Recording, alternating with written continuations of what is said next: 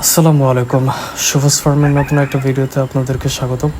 তো এখানে আমি ছোট করে একটা পার্টিশন দিয়ে আমার দেশি মুরগির যেই বড় বাচ্চাগুলো আছে এখানে শিফট করে দেব।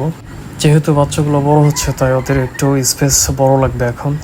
আর কাজ করতে করতে এখানে আমি আজকে প্রথমবারের মতো আমার এই সেকশন থেকে মানে প্যারেন্টস সেকশন থেকে অনেকগুলো ডিম পাইলাম।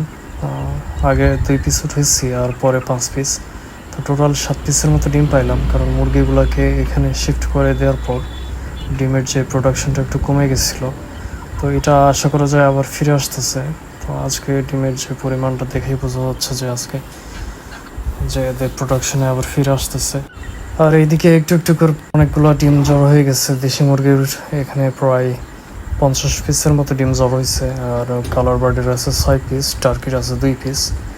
তো এই মিলে টোটাল মোটামুটি 60 পিসের মতো ডিম এখানে জড়ো হয়ে গেছে। তো এই ডিমগুলোকে আমি ইনকিউবেটরে বসাই দেবো। তার আগে একটু পরীক্ষা করে নিই যে ডিমগুলো মানে বেশি পরিমাণে শুকিয়ে গেছে কিনা।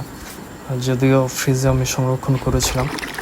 তো ডিমগুলোকে আমি ইনকিউবেটরে বসাই দেওয়ার আগে এখানে পটাশিয়াম পারম্যাঙ্গানেট দিয়ে জীবাণুমুক্ত করে নিতে হবে।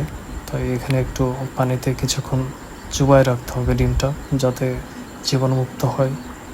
তো এরপর ডিমগুলোকে আমি ড্রাই করে নিয়ে দেন সন্ধ্যার দিকে ইনকিউবেটরে সেট করাই দেব। তো এই ছিল আজকে আমার ফার্মের আপডেট। দেখা হবে নেক্সট ভিডিওতে ইনশাল্লাহ। সে পর্যন্ত সবাই ভালো থাকবেন। আল্লাহ হাফেজ।